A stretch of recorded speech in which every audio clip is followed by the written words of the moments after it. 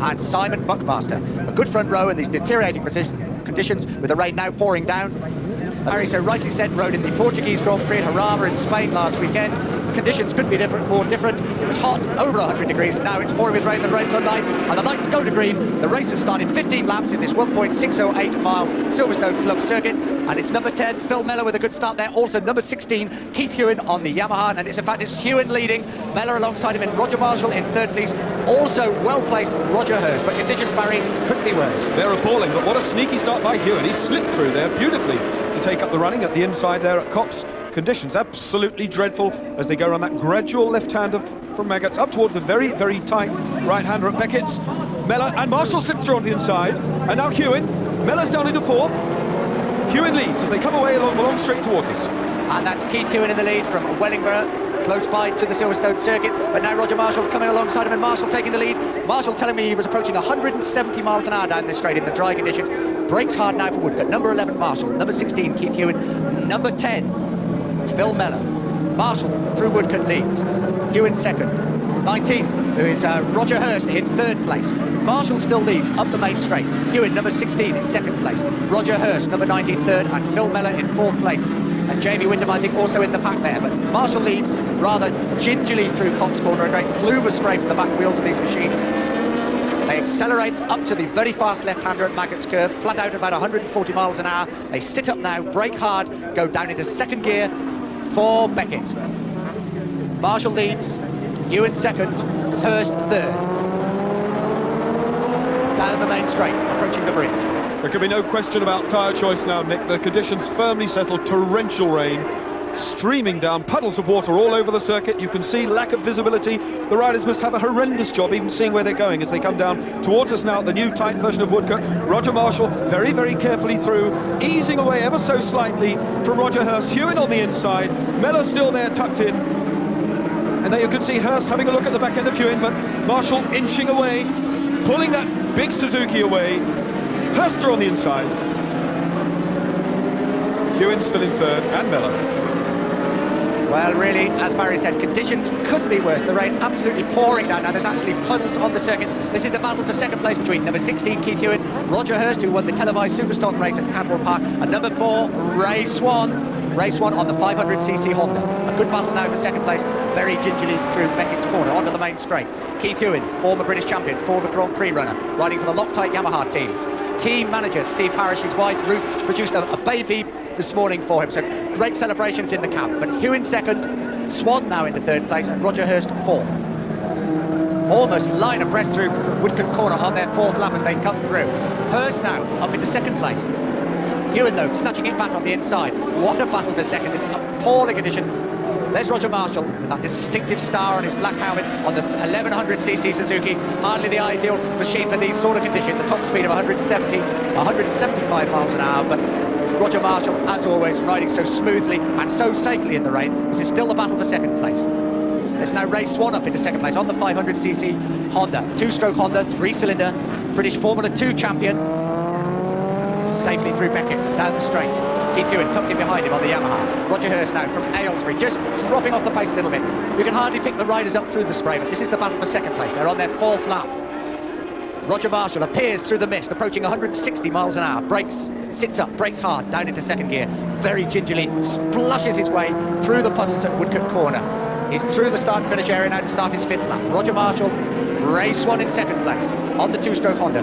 Third place, Keith Hewen. And in fourth place, Roger Hurst. Well, Barry, we were worried about choice of tyres earlier before the race started, but no doubt everybody on full wet tyres. No question about it, and they're hanging on really well. The surface here at Silverstone, I spoke to some of the riders earlier, they said the surface was fairly grippy, even with this amount of water on it, but they did say they would rather have it bucketing down than the situation we had before the race when we had neither one thing nor the other. But now they well and truly have it bucketing down. No question about it, full wets it is. Marshall using his 17 years of riding experience to the full, and by golly, he needs it.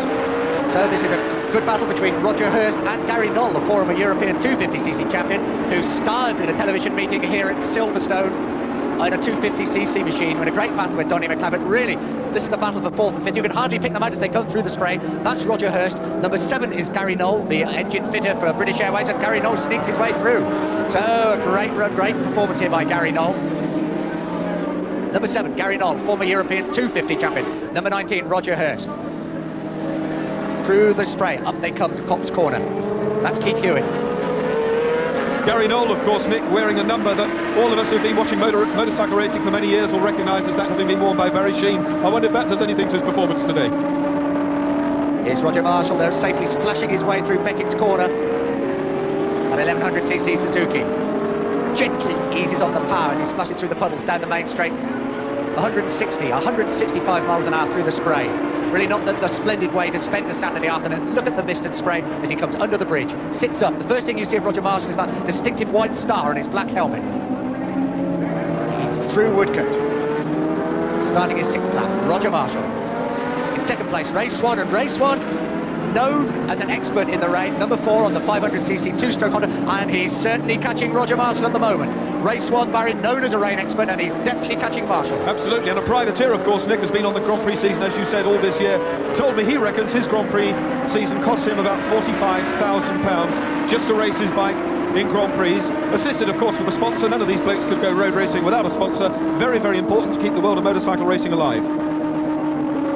And as we saw at the previous 250cc race, back marker's going to play a big part in this race, and Roger Marshall getting past one, then Roger Marshall again almost disappearing in the spray as he races down the main straight. He's now on his 7th lap, 15-lap race. Can we pick him out through the mist? Yes, you just see that white star on the black helmet. Roger Marshall and Ray Swan is closing. Very carefully through, splashes through the puddles at Woodcote. And what's the distance now? It's a matter of some 20, 25 yards, Ray Swan. And a little wobble there from Roger Marshall as he's on his way. Number 11 on the 1100cc Suzuki, closing all the time on the 3-cylinder 500cc two-stroke Honda. Ray Swan, they're on their 8th lap. Swan closing all the time. Roger Marshall no doubt aware of the situation. And Roger Marshall, Nick, lapping at 1 minute 05, which gives him a speed around here of 89 miles an hour despite the conditions. I find that absolutely amazing. 89 miles an hour, the track is absolutely flooded. How do they do it? And it's a back marker once again, getting in the way of Roger Marshall. But Roger Marshall saved it, but the back marker really holding him up then. Not a very good bit of riding. I think John Lofthouse, that is, on the 750 Suzuki, almost clashing with Roger Marshall as he races down the straight. He's on his 8th lap. Marshall through the spray again, lapping at nearly 90 miles an hour in these conditions. Brakes hard. In fact, it wasn't John Lofthouse. I did him a surface. Here's Marshall, safely through Woodcote. Swan, really not closer. Also having problems with the back marker, but he's got the inside of the back marker. Gently easing the throttle through. Marshall, up the main straight, into the right-hander at Copse, a 3rd gear right-hander. 90 miles an hour in the dry, I would say, 70, 75 in these conditions. Swan still got him in his sights.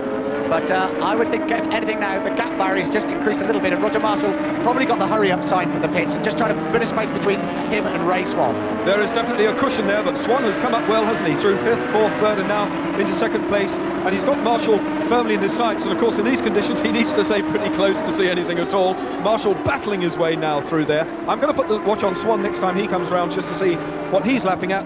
But Marshall still comfortably as he comes under the bridge, white star on the helmet. Roger Marshall, this is number 4, Ray Swan. Ray Swan coming towards us into the right-hander. I'm about to press the stopwatch as he comes past the commentary point. Now the clock is running on Swan. And in fact, coming up into 3rd place very fast indeed is Keith Hewitt on the big Yamaha 4-stroke. So the battle for 2nd place now holding up. There's number 4, Ray Swan, and Keith Hewitt from just round the corner at Wellingborough in Northants, the former British champion, number 16 on the Yamaha. He's closing all the time, so the battle closing up all the time. And Hewitt, through Copse Corner, still has time to look over his shoulder to see if anybody's behind him. More back markers though for Roger Marshall as he's safely through Maggots up to Beckett, braking hard. Number 25, that's Alan Batson, he's safely past him. Now round the outside of number 26, that's Malcolm Heath. Malcolm Heath riding the Norton machine. Nice to see Norton's back on a racetrack. This is Marshall, safely down the main straight, under the bridge. The spray kicking up from his back wheel there. More back markers for him to and there we are, the white star on the helmet again through the mist.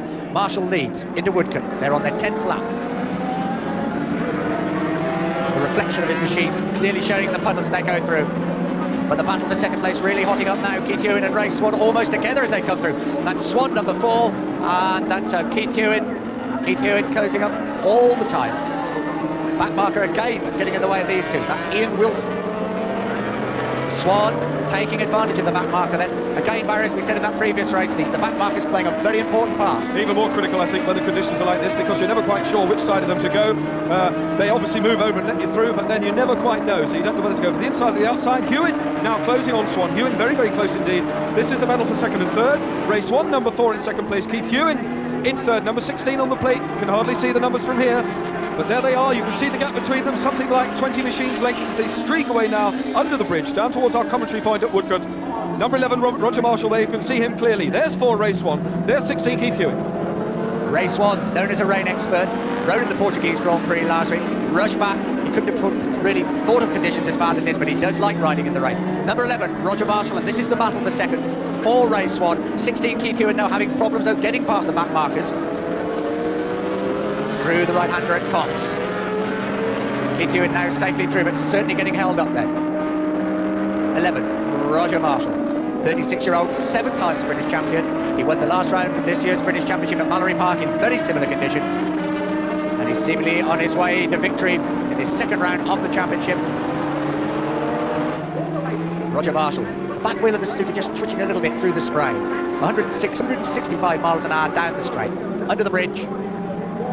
He brakes, he was telling me before the race, 300 yards before the man, and Swan is closing.